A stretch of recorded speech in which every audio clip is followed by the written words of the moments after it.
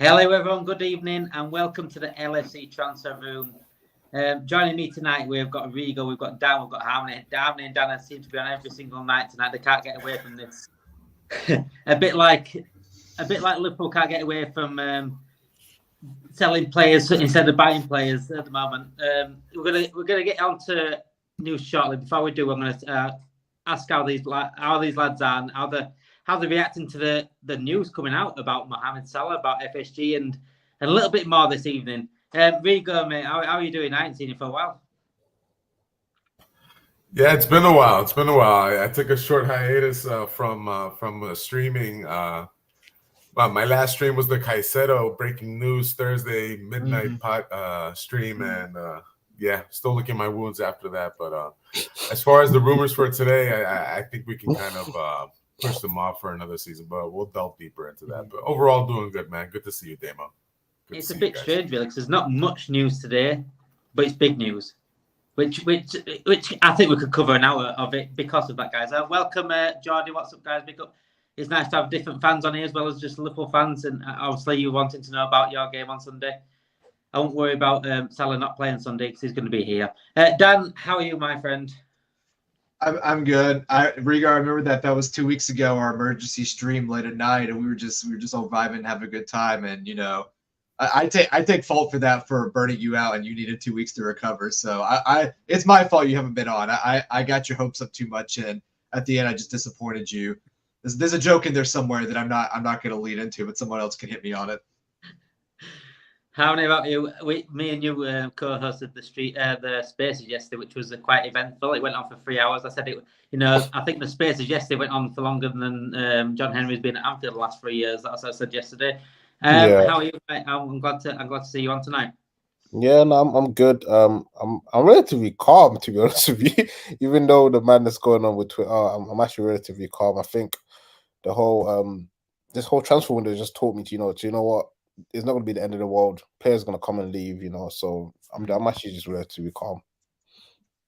Ernesto saying great group of guys here. Big up. Ernesto, we're only as good as our listeners and our viewers. You guys are just as good as us, and we like to bounce off you. We will get into the more chat. I say more not to go this window. It's inevitable. Won't get any better. We'll cope. Yeah.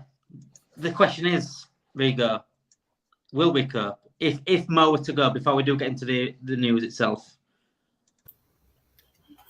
If Mo were to go, wow, that'd be leaving us super short. Ben Doak, unfortunately, he's not ready for that, and I don't think we have other options who can replace his output. That'd be asking for a lot. I don't care even if they offer $200 million. I think we'd be kicking the season down the drain at that point. And that is pretty much what we're already doing every single season at the moment. Anyway, so first, the original news today was actually brought by Relevo, I think it was, and they basically said Al-Ittihad have reignited their interest in Mohamed Salah. They want him this season. They were looking to get him next season possibly, but they're trying to push the deal a bit more forward. They were possibly offering a bit more than Cristiano Ronaldo, who's currently the biggest earner over there. Are you afraid of this, Dan, that it could possibly be true? Well, I mean, I'm not really afraid that much because Salah's on his contract. He loves it here. He was at the media day today that they have put out, as well as most of our other players, including Konate, which I know we were worried about him possibly being injured. I mean, it's worrying because it comes from obviously David Ornstein, who's reporting it as well, but obviously with Ornstein and Pierce both saying that Liverpool are not going to sell, it's worrying in that sense, but also at the same time, there's been no notion that we would sell Salah this summer. If we were going to sell him, it would be most likely next year. But even still, I don't even think that's guaranteed. That is the worry, but we know Mo very well. Like, he wants to stay here. He wants to break records. He wants to play European football. I don't think he would be interested in a payday, even at the rate it is. And the reason I think that is because of one player who did go to Saudi recently, Gabri Vega. Toni Kroos wrote under his profile, embarrassing. So if Mo went to Saudi Arabia, I think he would also get a similar tagline in many ways. I don't see this happening this summer, possibly next summer. more likely. But the only reason this came up is because 2 days ago there was a report coming out from Al-Ittihad that Nuno Espirito Santo doesn't rate Benzema and they want to get rid of him. So Karim Benzema, who they just signed, they're already trying to get rid of, and I think that's why they're talking to Liverpool. Well, there are these reports in the press that are trying to unsettle the player to get Mo there because they want to get rid of Benzema at the moment. But I'm not worried about it this summer. Unless something mad happens, but I don't see that happening. I mean, yeah, I think you're spot on. I think everyone's thinking about that being next summer, and a lot of people are thinking, that next summer it looks like Salah may go because it's that connection with the Arabic side of things, and he's going to be the biggest star over there in terms of. I know Ronaldo's over there, but in terms of what he means to that sort of culture and that sort of area of the world, he's going to be the biggest star over there. And it does make a lot of sense for Salah to go next season or the season after. But this late in the transfer window, it's a mad move, isn't it, Mohamed? Just to have they given Liverpool like an ultimatum where it's such a short period of time to decide that if Salah does go, I'm not saying he will, but if he does go, where does this leave Liverpool? Can they bring someone in? Are they? I mean, someone said here, Matoma coming in. For me, Matoma, is a left winger in it, so I don't think that's worth it. He's all right. He still doesn't play right. And also, 200. Who says no to 200 million? Can we really say no to 200 million? For me, is it too late in the window to say no to 200 million? Yes. I said it last night when I was on stream. I said Mo Salah's value is not going to drop next season. Mm-hmm. And the Saudis are still going to come back for him next season. So even if Liverpool says no now and they miss out on let's say the 200 million, let's say if they bid the 200 million, next season they'll come back 100 million because he will still have about, I think, 2 years left in his contract. Mm-hmm. So they can still bid 100 million, 150 million, and we're still going to make profit if we decide to sell him. So we're not going to be missing out on anything at all. So I don't see why would Liverpool be in a hurry to offload their best, the most impactful player on the pitch when it comes to goal scoring and getting assists, apart from Trent, obviously. So I don't see it happening. I really don't see it happening. And I've been, when you guys were talking, I was just sitting there thinking, who can we really get to replace Salah in that position? Who is actually available right now that would be good enough to come into that position and just kind of, and make it seem like we're not missing Salah at all? And I can't think of anyone right now, honestly, apart from Mbappe, but I don't think he wants to go PSG. Yeah. So I don't see that's come down, see that happening.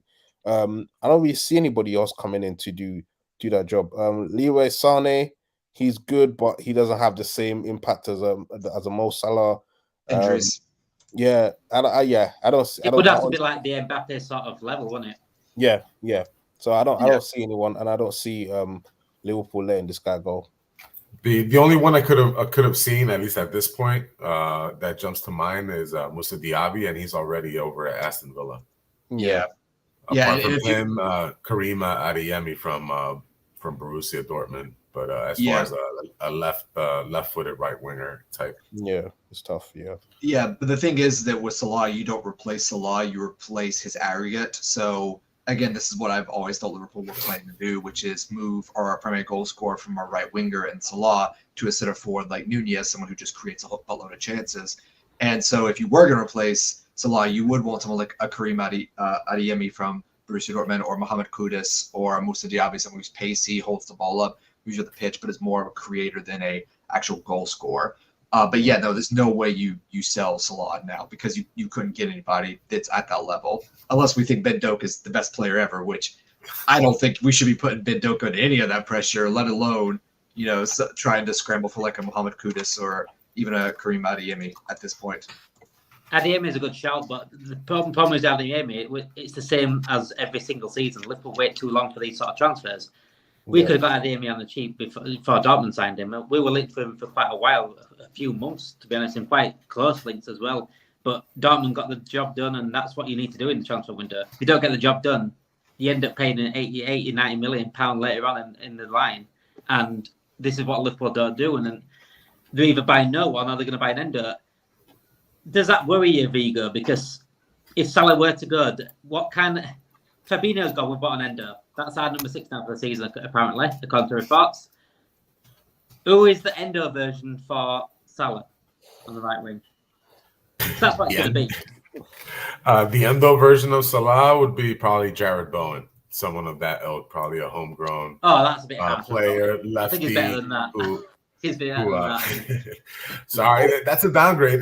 Bowen had a great season 2 years ago. Last season, it wasn't his best season by any stretch of the imagination. Are we saying that Bowen is like that Endo is better than Bowen, or that Bowen is better than Endo? Like, what's the comparison here as well? Because I actually think Endo's a very solid player, but like what are we saying here, Rigo? Are we saying that Bowen's pants or the Endo is pants? I think they're both good professionals. I just don't think either of them are superstars. Yeah. I get that, but I think Bowen offers a bit more. I think there's a bit more to Bowen than Endo in terms of, if you're going to compare that sort of. You know what I'm saying? I think the drop-off could be the bigger one, because Salah's a different level to Fabinho, if that makes sense. So the drop-off might be percentage different, but I think it's a bit unfair to Bowen there. So I do like Bowen, if I'm honest, but Endo I've never heard of before until we signed him. As Vigo just said, there are over 100 people on our stream. If you are new, please subscribe. Ooh. If you're not new, just hit the like button anyway, because it helps our algorithm and be the best and biggest Liverpool channel around. And we want to put everything back into you guys. We want to give you the best the updated news as soon as we can. We're live every single night at 7:30. We want to give you entertainment as well as just news. We're not just going to sit here and just give you news all day. You could put the news at 10 on if you want to do that. I'll watch Sky Sports News, which is boring anyway. FSG making us a banter club. We're going to get into FSG a little bit later than noon yet. I think I've already went on a rant on them yesterday. How many will know that full well? Is this an idea then, Dan? Willem said they probably put Trent on the right wing. Is that another corner cut right there? Oh God. Actually, in an ideal world, you could actually pull that off, because that's essentially what City did with Kevin De Bruyne, is that they took him as a 10 and made him as a free-floating right winger. You could do that with Trent, but you'd have to buy a right back. So you're just solving one problem by having to buy another player. Cheaper though. It's cheaper though. It's an FSG way of doing things. True. I mean, true, but again, like you're taking Trent, asking him to do essentially a defensive winger. I mean, Trent could probably do it and still get you 10 assists and 5 goals, but he doesn't have pace. So what's really the point? You'd just be a wide playmaker with no pace. I mean, it's not the most terrible shout in the world, especially the fact that Trent would have less defensive responsibilities. But I mean, there would just be better ideas to do that, like Karim Adeyemi, or Jared Bowen as a shout, or Matoma, or putting Gakpo on the right wing. Like you come with better alternatives than throwing Trent up there as well.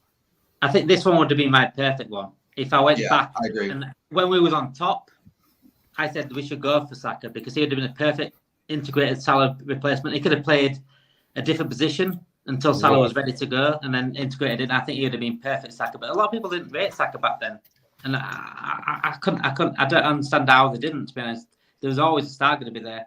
FG will definitely sign Boyd to replace Salah. They agree with that. They agree with Rigo there. I think you've given FSG a little go out there. So if that does happen now, Rigo, I'm coming for you, my friend. I'm coming for you. Look up for Rigo after Dan. He's in Boston. Yeah. You're close. Hey, where's closest, my friend? Where's closest? According to Ornstein and Harmony, the club don't want to sell Salah unless he pushes for a move. Is there any chance Salah pushes for this move? Obviously, Rami Abbas, his agent has come out and said recently, I think a few weeks ago, he said this isn't happening. This is happy at Liverpool. He wants to stay at Liverpool. How is this going to happen? If Salah were to go, who's going to push it? Is it going to be Salah, or is it going to be elsewhere? I think it will be elsewhere. I think it'll be probably pressure from outside, like probably a family member or his agent will probably get in his ear and listen, like, look, this is how much we're trying to pay you, and this is the impact you'll have if you go there. I don't see Salah going up to Jurgen Klopp and saying, I want to leave. I generally don't see that happening. And it's rightly so that the club is saying that they're not going to sell, because I don't have a problem with the Saudi clubs buying players. And the ridiculous amount they're paying them, they can afford it. So we can't sit here and be like, oh my gosh, what they're doing. They can afford it. They've so got a vision, they're going for it, aren't they? Exactly. So, but the only problem I have with the Saudi clubs is their transfer windows last longer than ours. So they can literally wait for our transfer window to close and then come in and just pay ridiculous amount of money and offer a player ridiculous amount of money, and the player might push for the move. And my issue with them is that all they're doing right now is constantly just putting money on these players and saying, look, this is how much we're going to offer you. Just leave your club. And for them, that is a way for them to obviously gain attraction to the league and everything. But even though they're doing that right now, not a lot of people are really talking about the Saudi league anymore. Not a lot of people are even paying attention to the Saudi league like that, because it doesn't seem interesting. You can buy all these great players, but it doesn't make your league much better, because all you have is young, old players that are literally just there for the money. They're not going to put their all into it. They're not going to put their heart into the club, because they're literally just doing it for the money. And your league is not going to grow, personally, because they're still below the MLS when it comes to the actual ranking. When it comes to leagues, they're below the MLS. So that's my issue that's my only issue with the Saudi league. It's just the ridiculous amount of money that they can give these players that European clubs can't match. Do you think there's a potential there, though, to go around? Because I think they've got to start somewhere, haven't they? Obviously, they can only attract those sort of players right now. I mean, but Gabriel Vega's gone over there, 21-year-old. I mean, Vigo buzzing about when we were linked to him. Obviously, similar area as Bacecic, and Vigo has obviously got links from that area himself. So much nice better. It's just different. It's different over there, and I don't see Salah going. I don't see him leaving. I don't see him going up to Jurgen Klopp and saying, I want to leave the club. And the only person I feel like the only way he will be making that move is if his agent and family members or whoever get in his ear and be like, look, go there. It's much better, blah, blah, blah. That's the only way I can see him actually leaving the club. But apart from that, I don't see him leaving at all. I think the York Lordy has come up with a little theory here, and I think this is the only way possibly if Salah does want to leave, if there's any slight doubt in his mind, is the fact, where's the club going? And what's the club's ambitions on the pitch? Because I'm going to read out what he said here. He's seen as our spending and signings have been in the window and has become disillusioned at our team and squad, so maybe it doesn't think we will be able to compete in the league, etc. Salah seems one of the most competitive players around. He wants to win. He wants to be the best. He wants to be breaking records. This is why I think he loves the Premier League so much more than others, because he can break those records. But when the ambitions of the club aren't being matched at the top, should we expect the likes of Salah, Vigo to stay here when his ambitions are outriding what we expect at the top? Yeah, I think it's unless we really show that we're going after it, it's going to have a cumulative effect, not only with the stars that we currently have, but also attracting talent to sign up for Liverpool FC as well. Because we're not going to offer the highest wages to begin with, so we do have to offer a competitive project. And again, we're kind of wasting the primes of Alisson, Virgil, Salah, to name a few, with these past transfer windows, and not reinforcing the squad. We can point all the way back to 2019 where we didn't reinforce after winning the Champions League. We luckily everything went well. Even in the COVID affected season, we finally won our Premier League title. But since then, Virgil van Dijk's been Konate's been the only defensive player that's been brought in since Virgil van Dijk. It's pretty crazy, and we're still. And we've only just signed midfielders. Before that, with Thiago. Thiago was the only one in 5 years. So there's a lot of areas in the squad that you can point to negligence and a lack of going for it. Just saying, you know what, we want to win it all, and instead of saying, hey guys, if you can win it all, that'd be great. We're not fully supporting our players and our manager, I think, by what we've done in the transfer window. I wouldn't argue if Salah were to come out tomorrow and say, look, I'm leaving because I just don't think the club's ambitious enough. Who am I to argue? I've been following the ambition for our club for a long time. So their players, their careers are only that small. He was the only one after we failed qualifying for the Champions League that posted anything on social media apologizing to the fans. The only one. Not our captain at the time, Henderson. To me, he's the most competitive in the squad. And again, if we're not meeting his standard, my question is, does his standard drop? Because that's what it would take for him to go to the Saudi league. And to me, I don't think it will. But again, that money is just ridiculous, as we've been commenting. He's got to think about his family. With his skill, and again, Cristiano Ronaldo's playing like he's 40 years old and he's still playing and making a buku money. Salah is still 31. He can play another 4 years in the Premier League comfortably, I think. No problem at all. Still producing. Maybe take a dip in minutes, perhaps, but still producing. And then for the remaining 5 years of his career, just make that buku money there. But we'll see. We don't know how the landscape of football has changed in just this one transfer window from the Saudi League. This is their first transfer window. There's still more to come, guys.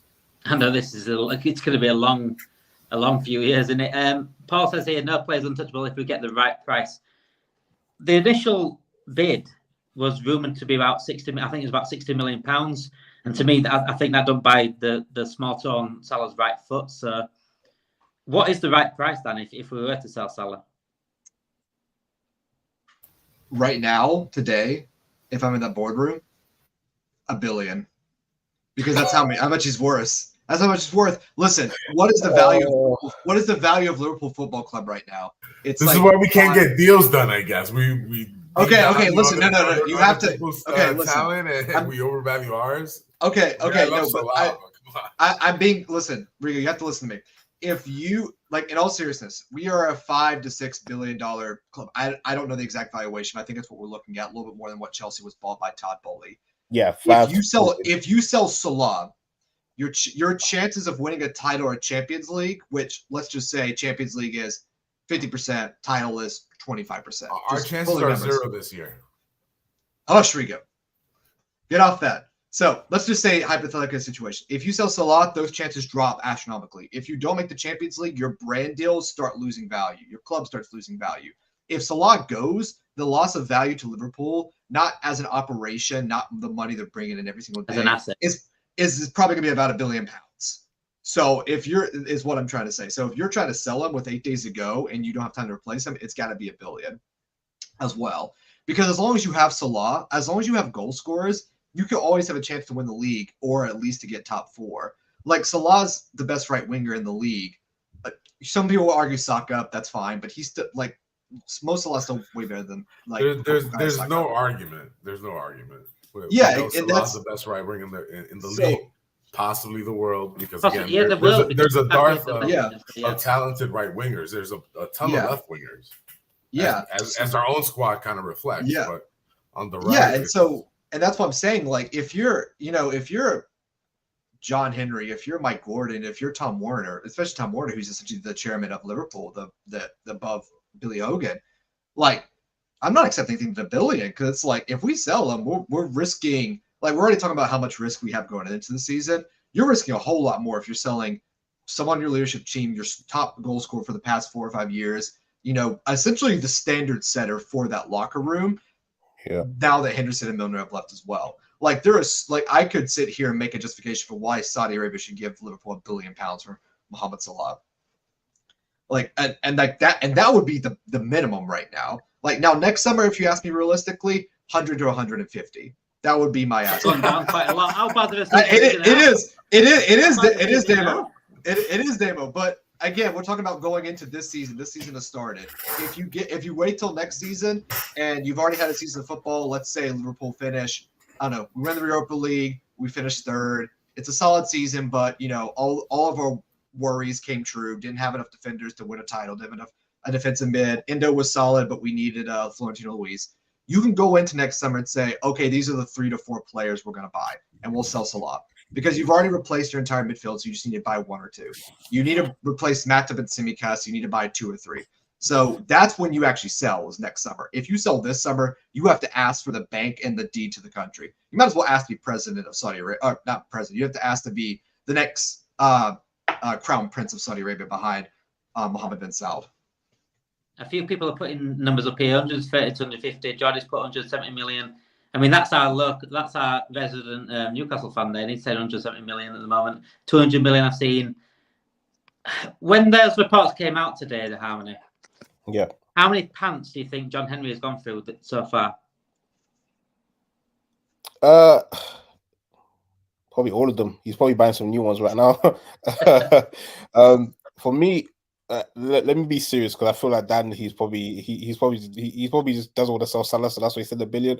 I feel like if they came in with a 250 million bid for Salah, I feel like the club might be tempted to even say yes to it because of the just the money and how much it would be. I wouldn't say yes to it. Let me make that clear before everybody come after me. I wouldn't say yes to it. I'm just saying the club might have their heads turned on that particular subject. But that I just don't see it happening, honestly. I don't see it happening. I can see it happening next season. That's something I've said before as well. I think Salah might leave next season, depending on how we get on. But the angle that you said about the whole club's ambition and the club's hunger and drive to succeed, to win trophies, that could be a big element on where Salah's head is. If the club does not, if the owners don't back the manager, don't show that, you know what, we have the ambitions to compete for the Champions League, to win the league, to win the treble, just like Man City did. You know, a player like Salah that is hungry, that wants to win these trophies, that wants to compete, that wants to be like in the in the front running of all of these competitions, he will want to leave, and that money is more than enough for him to say, okay, you know what, you don't have the ambition. I'm gonna go to a club that's gonna pay me, and I'm just gonna enjoy my football. I don't have to worry about these owners having penny pinching on every single summer on whether we're gonna buy good players or whether we're gonna compete. So that can be a massive factor of why he could be tempted to leave. So that is a very good point. I didn't even think of it, but as soon as you said it, I was like, yeah, that is very true. Because he's very competitive. You watch him in every single filming days that they do when they're playing table tennis, they're playing some sort of game in the field. He's always competitive. He always wants to win. When he loses, you can see in his face he's not happy. So and that literally represents on the pitch when he plays football. So if the club is not having that same mentality, then I wouldn't blame him if he left, because what's the point of you wasting your youth, wasting your prime years on a club that's not going to support you to be competitive against the Man Cities, against the Chelseas, So yeah. So my only thing, Harmony, with that is that if he is we talk about Mo Salah's ambition and everything else, and him looking around the squad.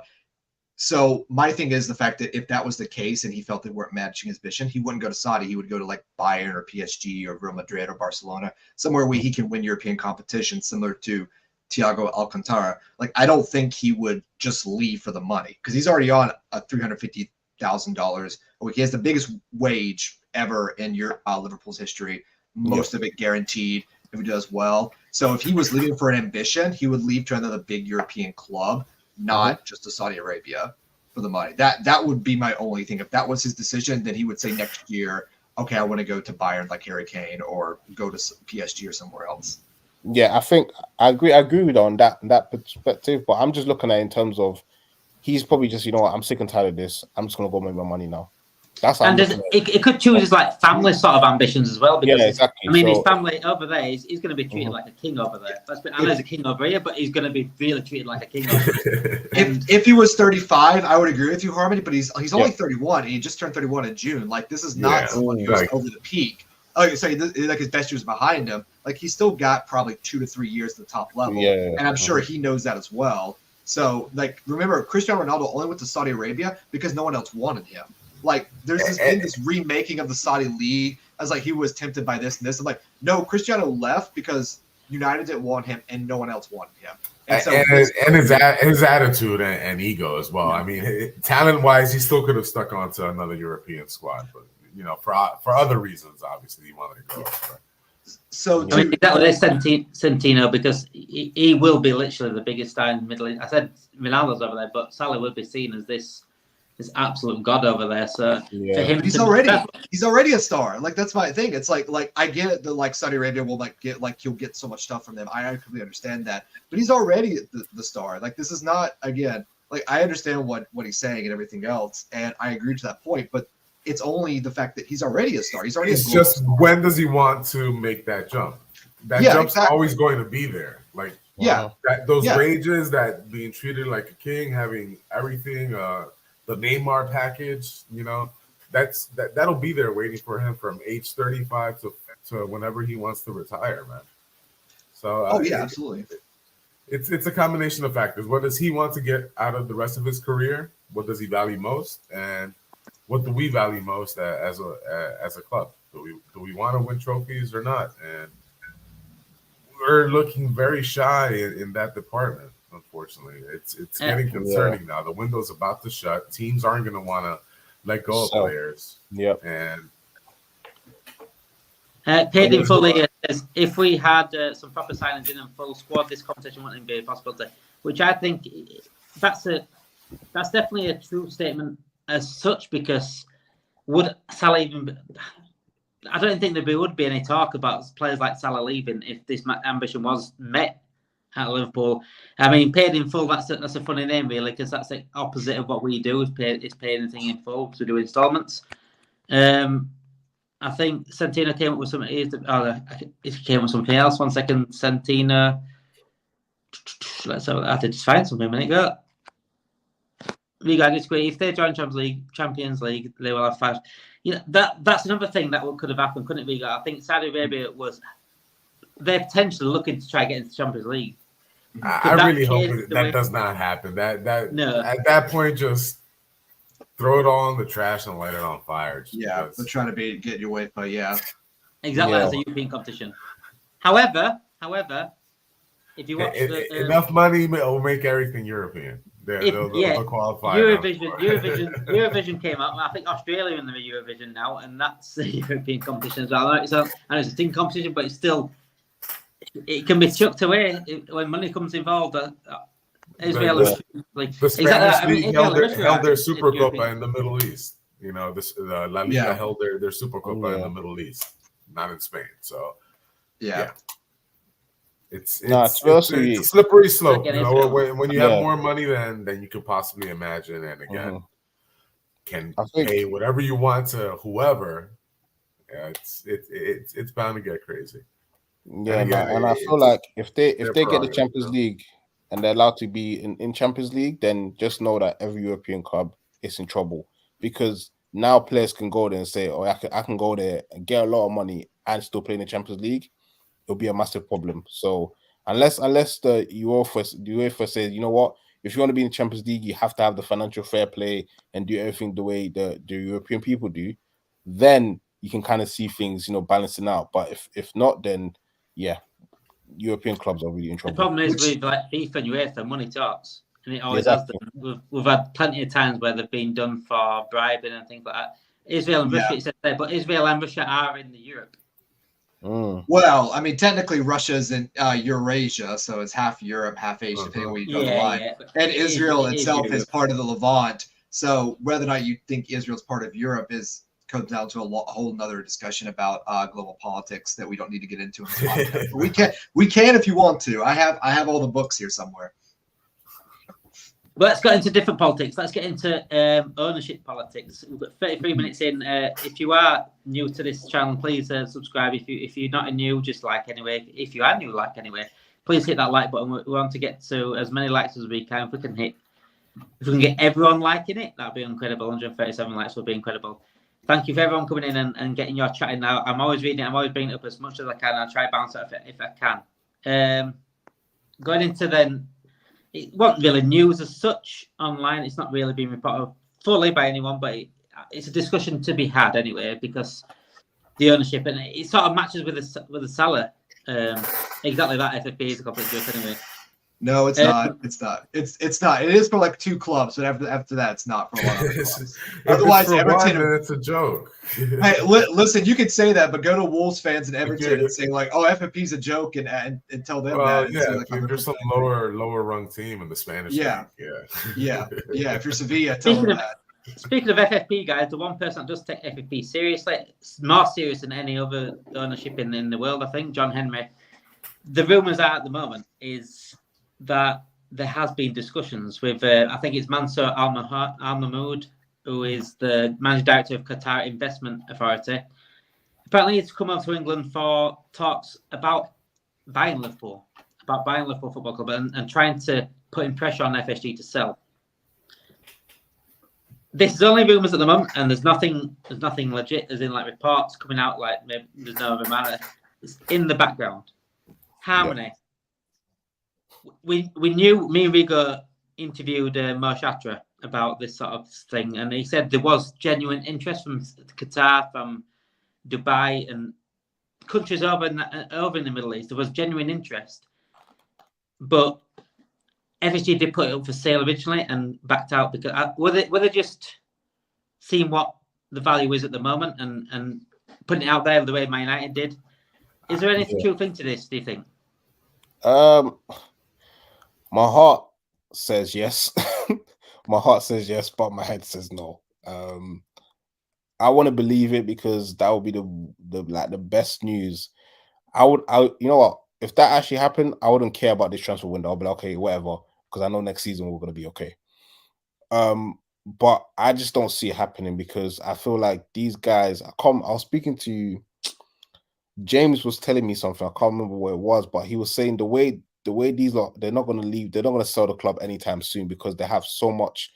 They have so much riding on this club that they can't sell it unless they get a ridiculous amount of money from another from these Saudi clubs, and and that's the only way they'll sell it. I can't remember how he explained it, but the way he explained it made so much sense that I just lost all hope of these guys selling the club. So that's the reason why I'm just kind of like, you know what, it is what it is. I don't see it happening personally unless they come in with a 7 billion bid or 8 billion. That's the only way I see them selling the club. But apart from that, unfortunately, people, it was good news for a couple of seconds until your head gets screwed on and you realize, it's not going to happen. So, yeah. And Will said I can't handle another minority investment. Yeah, I think there's minority investment. It's always the similar times as well. Yeah, it's the time of these minority things that I say every single year. It's the same time every single year. Get it down on your calendars every single year because you'll see it coming. However, this is not minority investment. It's more of an actual sale of the club. But we've been told that we're going to sell before, and it all came into fruition that it was just all balls, and to say it politely, it was nonsense. It came out because I think they wanted to see what the value was. Glazers look like they're not selling at the moment because that's just going crazy at the moment, I think. But Dan, regarding the Salah news and this news as well, is a genuine possibility of them selling Salah and just saying that's it, that's our last hoo-ha at this club? I mean, it would be really, really out of character for that to happen this fast. And like to do all of this, just like essentially take all your toys and leave. If anything, we've seen from the past, like, God, when did they buy it? 2010, 13 years of ownership. Normally, for the most part, we see something happen. Something either goes good or bad, apologize, move on as well. No, I don't think you would. If they sold Salah for a pretext to a Qatari takeover, I don't think that makes any sense because you're really selling your best asset to bring money into a club when you're already going to get a massive cash injection to begin with. Now, I could see a Qatari owner coming in saying, okay, I just spent all this money. How do we generate cash? Because we need cash quickly to buy players. Let's sell Salah. I could see it happening the other way around. Honestly, at this point, if anything gets sold at Liverpool, it's probably going to be a minority stake because this was always my theory on the matter, that if you look at what FSG are trying to do with Liverpool as an asset value on paper, because of the way the Super League went, because of the new FFP rules coming in, because of just the nature of football in general, that it's not really a profit incentive business. If you sell 20% of your shares in Liverpool, so if they share 20%, let's say it's $1 billion, that allows them to take that money and go spend it on the development project. Yeah, which is what James was talking about as well, which does make sense. You can sell that asset, money comes in, and you can use it into the club as you want, and then FSG can take whatever liquidity they get out of the deal and then go spend it on the development project as well. Yeah. I just don't see it happening. And I know we've talked about this in the chat. I don't want to sell to a state-owned private investment fund. I really don't. I feel like I couldn't love football anymore. Like, if it's the PIF, it's Qatar, if it's Saudi Arabia, if it's UK, if it's Germany, if it's the United States, if the Federal Reserve comes in and buys Liverpool Football Club, I would be just as upset, even if it was a Qatari, even if it was China back in the day. And I remember when those takeover talks in 2015, 2016. Like, I don't want that.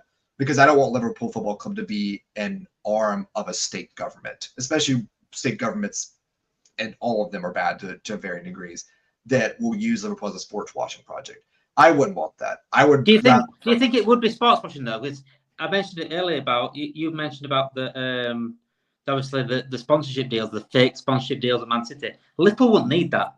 Liverpool Football Club don't need fake sponsorship deals. Liverpool Football Club are one of the biggest clubs in the world. They can generate their own money just as much as Man United do. Even if like Man United got taken over, they wouldn't need fake. Yeah. Well, the thing about sports washing is it's not just about the sponsorships. So we talked about this with City. If someone comes into Liverpool, let's say they buy $5 billion and they invest, let's say another $5 billion in the community, what it does is it ties Liverpool Football Club and all of those good deeds into policy of that state government. So hypothetically, let's say it's a Qatari owner comes in. You are now tied financially to Qatar's policy. You become an arm of that foreign policy in the UK as well.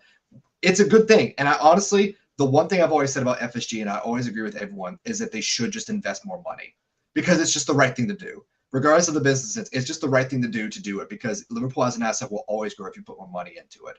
It's just such big of a brand.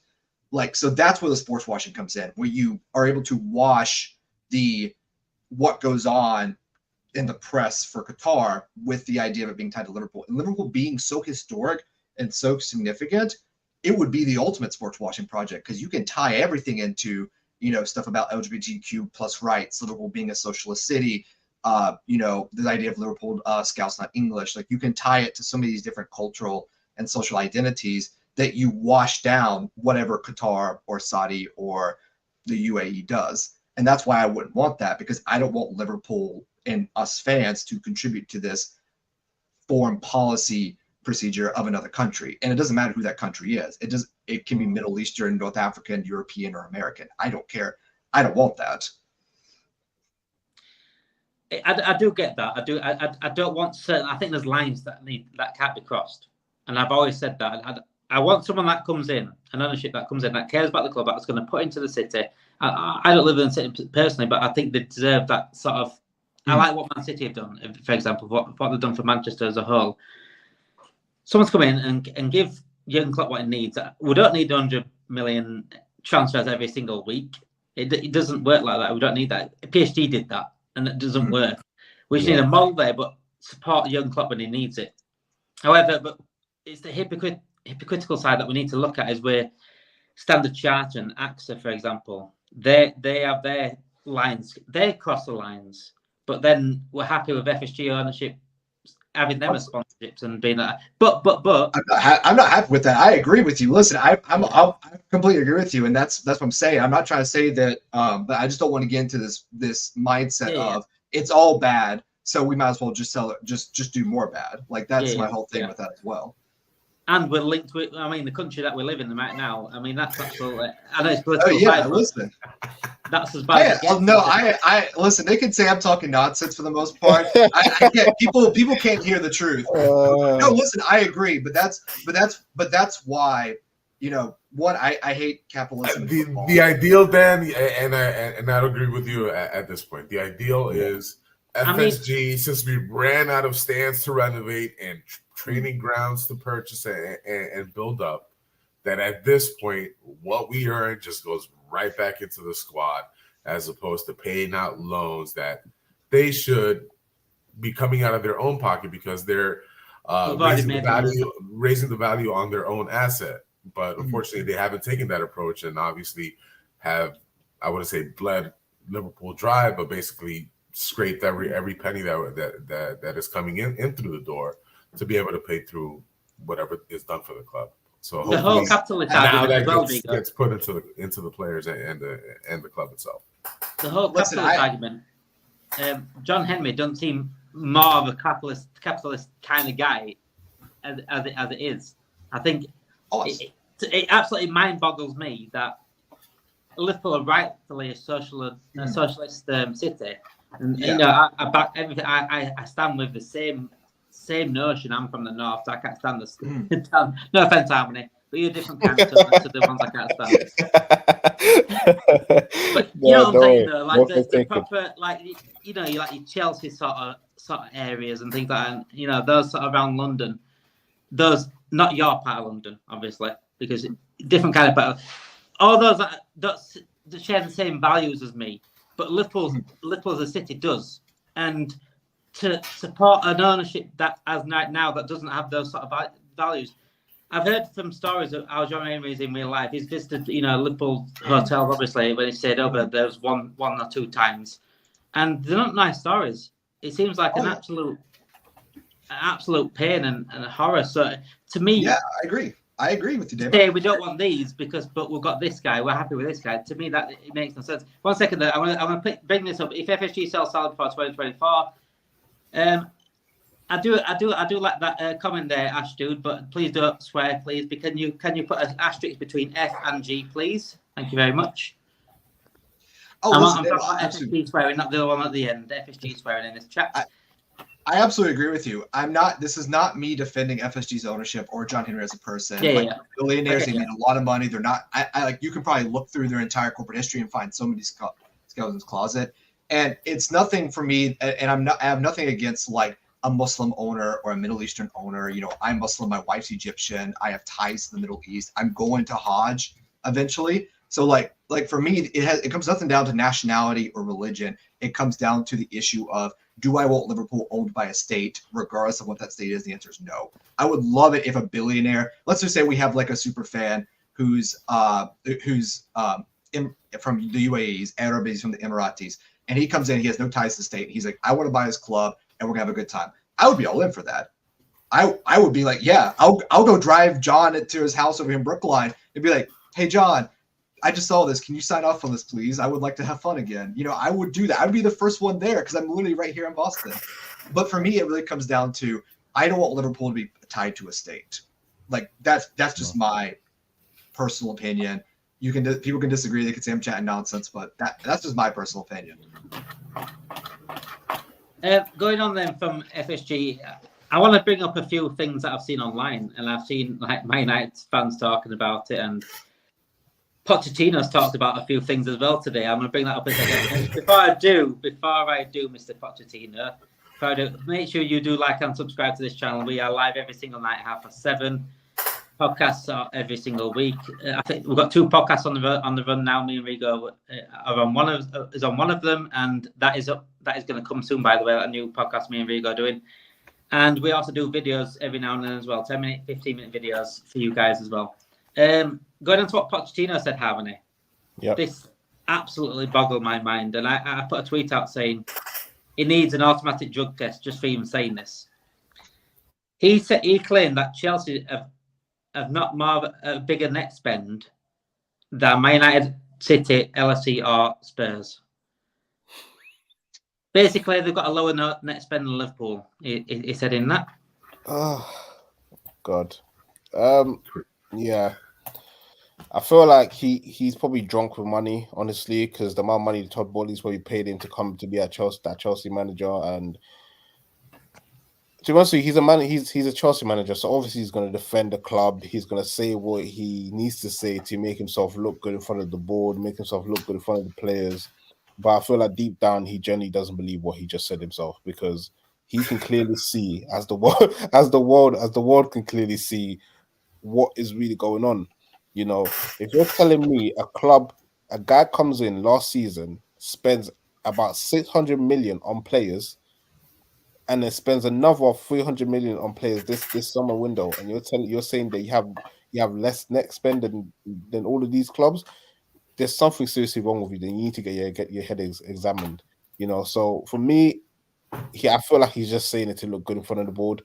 And he's making himself look good in front of the players, you know, saying like guys, and obviously in front of the fans to make himself look like, look, I'm backing you guys, I'm defending you guys, but really and truly deep down, he knows what he's saying is absolutely nonsense. So yeah, that's what I have to say about that. Thank you, Mike, for the super chat. Saying that as well about the human rights thing, I think again, there's these big companies that a lot of people don't get rich on the back of good things, and especially billionaires and the top dollar people. and there's a lot of things that need addressing in terms of a completely different sort of channel.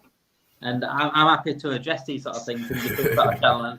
But that's what I'm saying. That's why it becomes hypocritical if we were to accept these as owners and we can't accept others as owners. If that makes sense.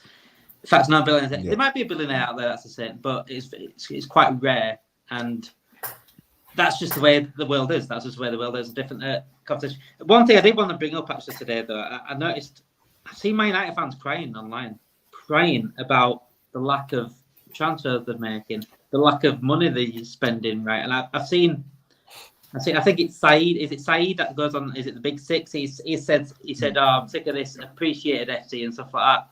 Talking about Man United. I see Mark Goldbridge, by the way. Mark Goldbridge said, I've seen him crying about the budget being £120 million and saying why should we sell players to buy players? It's on the Glazers. £120 million, that's a fucking big budget for us. I'm sorry, but how dare that's you double cry? that's double How dare you play the hour. violin? How dare you play the violin? How can Man United fans sit here, having spent £1 billion in 10 years, cry about the budget they're getting given, cry about the amount of money that's going into their transfers? Yes, their transfers are crap, but you're getting the money to fucking get them. 120 million is a big budget in it for FSG Harmony. Why? How did they have the legs to stand on there and cry about that? No damn clue. I think the only leg they have to stand on is that their team is pretty much atrocious and counts on refs on giving them games. They play worse than they did under Ole, unfortunately. All this praise that Ten Hag gets, it's not founded at all. And Mason Mount, just look at Mason Mount. I'm so glad we dodged that bullet. Out for 6 weeks, looks a mess in that midfield. Casemiro, great beginning of the season last year, but seems to have tailed off and is kind of appears to be winding down as well. So just bad team building. A lot of, we give lately there's been a lot of stuff coming out as far as Klopp having too much say or sway over the transfers and the building of the team. But every manager at Man United apparently gets to pick whoever the hell they want, and especially Ten Hag now importing the spinster and purported woman abuser Anthony over to the squad. So I can't believe what I've seen. I can't believe they have the audacity to even complain about the lack of funding and call themselves appreciated FC. Freaking hell, we've been saying that for the past fucking 5 seasons. Appreciated.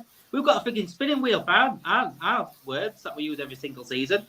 I prayed, right, John, if you are listening, probably not, but if you are listening, there's a good opportunity that you can buy it. Manchester United. Please buy Manchester United, and they will then know what a fucking small budget is. Yeah. They will then know appreciated FC becomes the norm. The norm, and I couldn't get my head around what I was watching. Honestly, I couldn't get my head around what I was watching. Before we do go the last 10 minutes of this stream down, let's talk a bit about Newcastle. I don't know if George is still in the chat at the moment, but let's talk a bit about Newcastle. We've got Endo, we've got McAllister, we've got Soboslai. Is that the midfield going into Sunday? Oh yeah, absolutely. I think it has to be, yeah, for sure. I don't want Gakpo back in midfield, unfortunately. He has a lot of skills, can do a lot, but against this level of competition, I don't think it makes sense to start him at midfield. I wouldn't mind him leading the line and bringing Jota off the bench, but he's been scoring as well. It's kind of a difficult choice to make, but I definitely want Endo, Sobo, and Maka to start. David Shakespeare, please give us your thoughts. I think we all agree that Salah's probably not going this season. I think it's, again, even if the club wanted him, it's too much of a risk. It's just over a week left until the transfer window ends. There's not enough time. There's not enough time to replace him. If that did happen, I think someone said it earlier, if FSG did push that out, they're knackered because the fans will erupt if that was to happen. Smaller squad, what do you think the fans are going to say with the smaller squad? I don't know, mate. I don't know. I honestly don't know because people keep saying wait till the end of the window. It's nearly the end of the window, Harmony. It's nearly the end of the window. What we're waiting for? Yeah. Now, sir, I'm just laughing at some of the comments of people that are making about about us complaining about spending and how we don't know anything about financial situation with the Chelsea ring. It's just funny to me. But the Newcastle, I'm not even going to pay attention to that. I'm just going to talk about the Newcastle game. I think the Newcastle game is going to be a very tight one because I think, especially with that midfield that they have, the link-up play that they have between the midfield and the front three and the defense, it's going to be a difficult game for us, and that's why I believe that you can't have Gakpo in that midfield. He needs to be playing that false nine position because he's the one that links up everything when it comes to midfield and attackers. And obviously, you have Sloboside there, you have McAllister there, but you need someone in that front three to drop in and kind of give those defenders something to think about. Because if you just have someone up there that's going to be standing in front of them the whole game, it'll be so easy to mark them. But if you have someone that's dropping into the midfield, that's constantly drifting to the left-hand side or right-hand side of the front three, it's going to give them so much confusion. So it's going to be important that Endo does start that game instead of McAllister playing the 6, because we need Gakpo up there playing that false nine position. So that's where I stand when it comes to that whole situation with the Were you regarding this comment? Yeah. He's been making a lot of comments. I just been reading. I just been finding. I'm trying to work out what he's trying to say. Like, I think he's correct. I think he's correct in the comment. It's not about how much you spend; it's what talent you bring in. So let's say we spent 100, but he's coming after my man Harmony. I'm not putting up for it. Leave my man Harmony alone. No. I want to see those comments.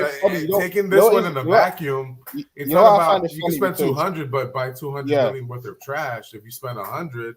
And in those 100, it's quality players. Then it makes sense what he said there. But it makes sense. Remy, let me give you an example. Sorry, mate. Let me give Remy an example. Think of the biggest spending summer Liverpool have had. Van Dijk, Alisson, Becker. What happened after those summers? Champions League title one season, Premier League title the season after, and then Fabinho the season after. So we won the Premier League and the Champions League after that. So sometimes, yes, especially spending it right, spending big works for success. Yeah, you've got to do it. And if you spend it wrong, obviously like Man United and Chelsea, it doesn't happen. But you compare to what Liverpool have done, not what other clubs have done. When Liverpool have paid big and they got the transfers right, it's come dividends. Like people say, Decore is too expensive. Caicedo's too expensive. Lavia is too expensive. Back then, Van Dijk was too expensive. Back then, Alisson Becker was too expensive. It's only too expensive. It doesn't work. That's all. No one cares how much the player costs if you're winning titles. They're not going to go back and say, "Oh wow, we overspent for so and so." It's worth it. You know? If you're back on pitch, it's worth it. Popping champagne and throwing confetti. That's the goal. Yeah. Hey. Anyways, everybody has their own opinion. I'm just laughing because I think it's funny that some people think that Arsenal owners just be spending £1 billion on players that are not even good enough, and we have to send them out on loans or sell them next season. So, yeah. Rigo, what's your prediction for the next week or so? Then we've got just over a week left. Yeah. Obviously, the transfer window. Are we moving anywhere? My prediction is a lot of coffee, what's more likely, though, Rigo? What's more likely, outgoings or incomings?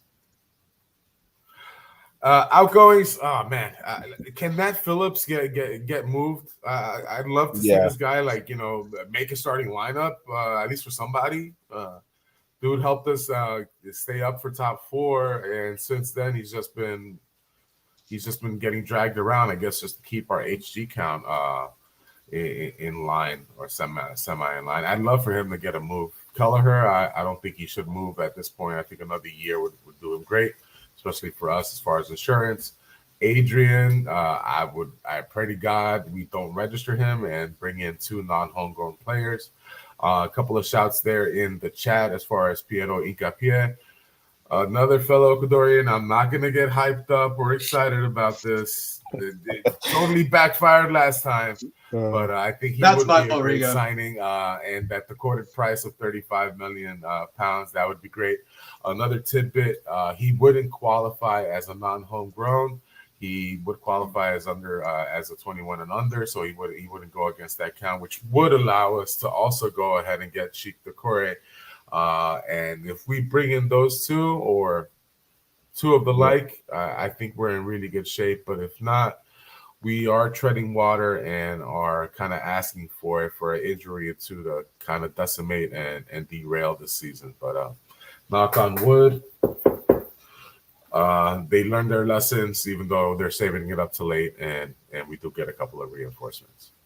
And Knife said too many people think it's FIFA community mode being live. But Todd Bowley does, and he's implementing it in real life. FSG think it's Sonic, where you start with nothing, you got to collect the coins. So it's not about saying it's FIFA and things like that, because at the end of the day, Liverpool have proven in the past when they had the money through the Coutinho sale, and we should have to sell our players, by the way, to get that sort of money, because we were generating enough money to do that. When we did have the money to do that sort of transfer, it worked. It worked. It worked tenfold. Alisson Becker, if we didn't sell Coutinho and we didn't buy Alisson Becker and Van Dijk, we wouldn't have won all. But we had to get those transfers off the line. We had to pay 80 million for Van Dijk. We had to pay 75 million for Alisson Becker. We had to pay 50, 60 million for Fabinho. You had to do it. If we didn't do it, we wouldn't be sitting here. We'd be sat here with 0 trophies. It's as simple as that. Sometimes you've got to bite the bullet and pay. And unfortunately, we don't have a Coutinho to sell anymore. Maybe Salah's that Coutinho. Maybe Salah's that Coutinho. If we want to win again the next few seasons, we have to sell Salah. I don't want to say that, but that's under FSG model. If you're happy with this FSG model, then you're happy to sell Salah. Well, the only reason we sold Coutinho is because he wanted out. I mean, Klopp would. And Fat Bucky wanted out. Because he brought us Alisson and Van Dijk. So, Damon, I would normally agree with you, but if you remember going back to that summer, Klopp wanted to let him go, but it was FSG who took it and said, like, no, we're not selling him this summer. And then they said they're selling him in January. So, like, but did he want to let him go because the player himself wanted to go? He was pushing that entire summer to leave. Yeah. And he kept pushing until the winter window. He wasn't pushing the whole summer. Barcelona came in at the end of July, right before the season started. Coutinho went out with a back injury. And as far as we know, Klopp was like, I'm prepared to let him go because he's burned my head out. Because he's like, well, we'll give you the captain's band, we'll give you a contract, et cetera, et cetera. But FSG had stepped in, the ownership group stepped in and said, we're not selling him this summer window to Barcelona. So I agree, but other than that, I actually agree with Daniel's points all around. About this though, Remy, it's not gonna. Obviously, it didn't fully pay for Van Dijk and Fabinho, but I guarantee if we didn't sell Coutinho, we wouldn't have bought them. We wouldn't have bought them because we needed some sort of finance. We need to bring some sort of money back. And this one, I find obsessed with spending. Look at all the sides that outspent us, finishing lower than us. We finished fucking 6th, mate. Sorry, 5th. We finished 5th, didn't we? We're near 6th. We finished 5th. We finished 5th. You're not going to down every level. It's like we didn't win a title. We finished 2nd that year. We finished 5th, and when we did spend, stop comparing us to other teams spending. By the way, look at Liverpool spend back in the day. Look at Liverpool's biggest spend. I think we're missing the boat on this entire argument. We're missing the complete boat as far as spending. We're concentrating on what's being spent. Yeah. What is happening behind the scenes? We've lost 2 sporting directors. We're on a rent a sporting director right now. Scouting teams not being listened to. There's a bunch of stuff coming out of the woodwork that just puts us in a bad light. Our whole transfer policy has gone to ish, and we're not making these smart, efficient signings like we used to. And where are we headed? My concern is in 2026 when Klopp either stays or renegotiates the stays or leaves. Where are we headed from there? Because I think he's already extracting all the blood from a stone that he can as is. But that's the scary part to me. I think McAllister, Soboslai, and Endo are all good buys. It's just the problem. The fact that you still need more is the problem. They're not supplement. They're great buys. It's just okay. Where's the other 2 that'll round this out? And which is why I think they'll sign a midfielder. That's the one player I think they'll sign. I think they'll sign a midfielder or a defender. They will not sign both. because You've got more faith than me, Dan. You've got more faith than me. Listen, Demo. I'd rather a defender than the midfielder at this point. I think we could tread water with the midfield. I don't know, Rigo. That's a tough one. Honestly, because both areas are very, unless we go back to a 4-3-3 as far as our offensive shape, basically, and sticking more people back in the midfield and letting Andy do Andy things. He's not an LCB. He's not, and I think we're limiting him and limiting ourselves, and again putting ourselves in the line of fire constantly to just get beat by like 2-3 passes and players having to run at Allison. For us to compete this year, we need clean sheets. Sheets, period. No matter how we get them. I think we can score a goal against anybody in 90 minutes with the talent that we have, but the defense and the chances that we're giving up, that needs to dramatically improve. Yeah, but you see the problem with, I hear you completely, and I agree with you in some aspect of it, but I'm looking at it like this. Both those positions were in trouble. Because if we lose Endo, you got to rely on Basecic to play there for the whole season. Or Thiago. If we lose McAllister or Soberside, you got to rely on Jones to play there for the whole season, or Elliott to play there for the whole season. If we lose Van Dijk or Konate, you got to rely on Matip and Gomez to play in those positions.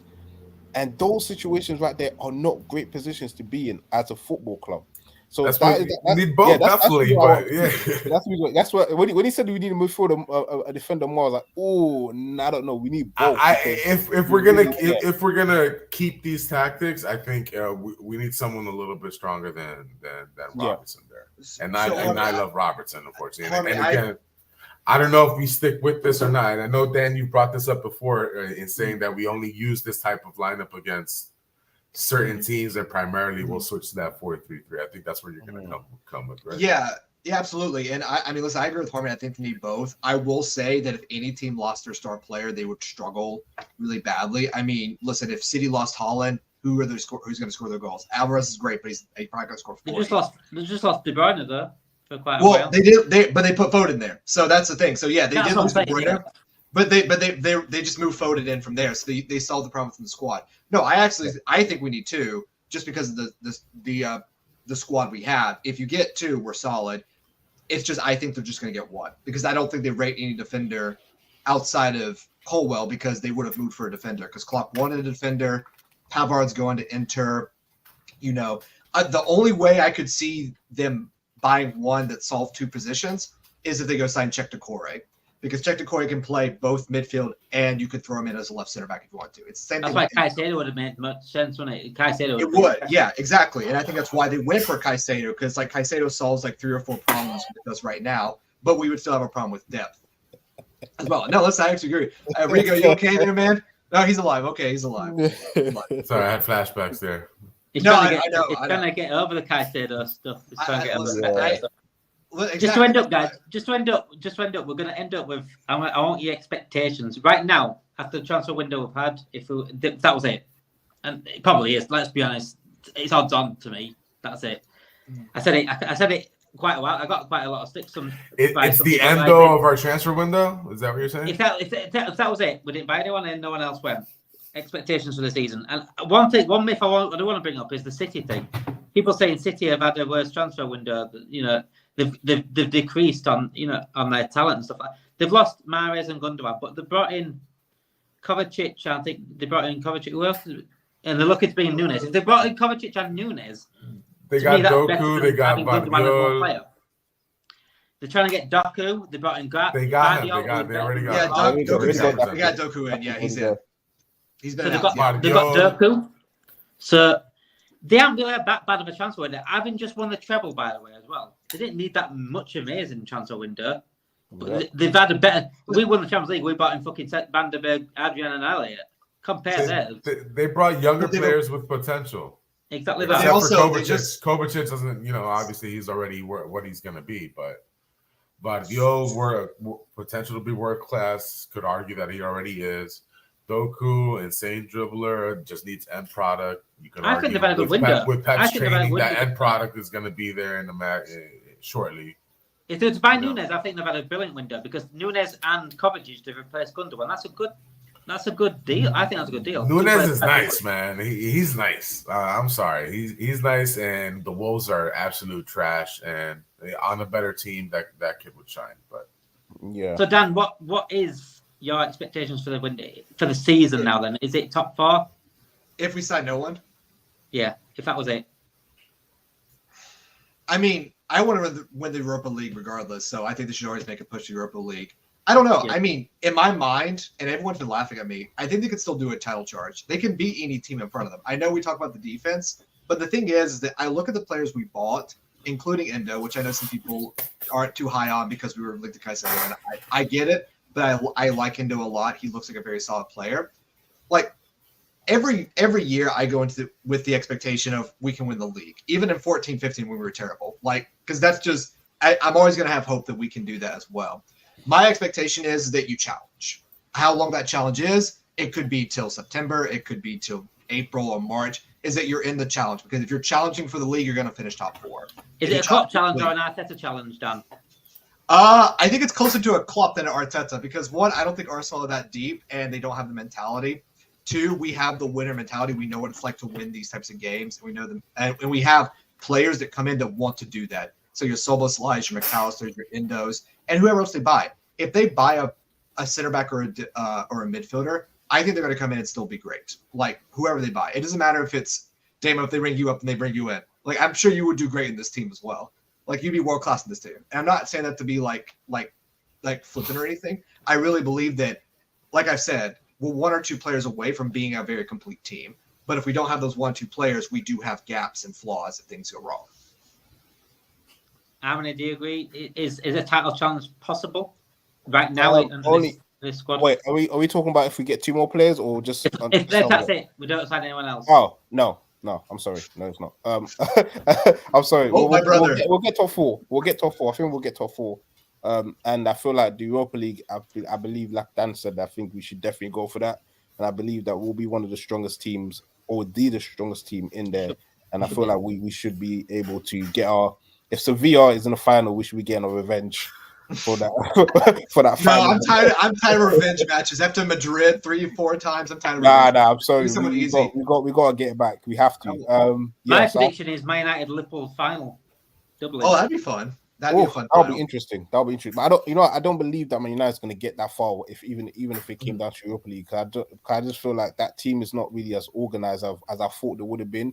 And they still got someone like what's the guy's name that plays on the right hand side for them? Anthony. Doing twirlies around the pitch and everything. Like I don't know what they did to that guy, but anyways, let's move on from that. But yeah, I believe if we get 2 more players, then I can see us challenging. But the way we are right now, I can see top 4, maybe 1 domestic league cup and Europa League for me. Rico, do you agree with Dan or Harmony? As currently constructed and everyone playing to their max potential, no huge injuries. Top 4, I think we definitely. And as far as the domestic league cups, again, it's how many minutes you want to throw on these players' legs. It'll be dependent a lot, I think, on how our youth progresses in a lot of those matches, at least in the beginning stages. So if we don't get knocked out early, I think we can go very far. But between the Premier League and the Europa League, I think those 2 should be the biggest goals for us. I always like a 7-up AC/DC, especially against Manchester United. Thank you for everyone joining tonight's stream. It's been a fun one. Not much news at all, but big news, like I said earlier on. Mohamed Salah's interest from Saudi Arabia, Al-Ittihad, is real. Even Ornstein's tweeted it. CBS Sports has tweeted it. It's real, but Liverpool are not wanting to sell. They're not wanting to sell unless Salah does push it. Salah could push it. FSG could push it. We don't know what's going to happen here. The likelihood of signing is going down each day as each day passes, because there's not many days left. We've got a game, obviously, Sunday against Newcastle. Transfers tend not to come out over the weekend because of the match day, because of preparation for the match day. We'll probably see some of them Monday. I did a tweet the other day actually about when's the next summer report's going to come out, next summary bingo. I want everyone to get in their comments and maybe in tomorrow's stream. Let us know when you think the next summary reports are going to come out. I think it's going to be Monday morning at 9:30. I've been quite specific with that, but I think I'm just reliving what I relived the season before and the season before that. But yeah, thanks everyone coming on, for engaging with us in the chat, for viewing us. Vigo, Dan, Harmony, incredible guests. It's nice to have a different opinions as well as backers for. I do love it because we can't be all the same. We can't all think the same because it'd be boring, wouldn't it? Thank you everyone for coming on, and up the Reds. Up the Reds.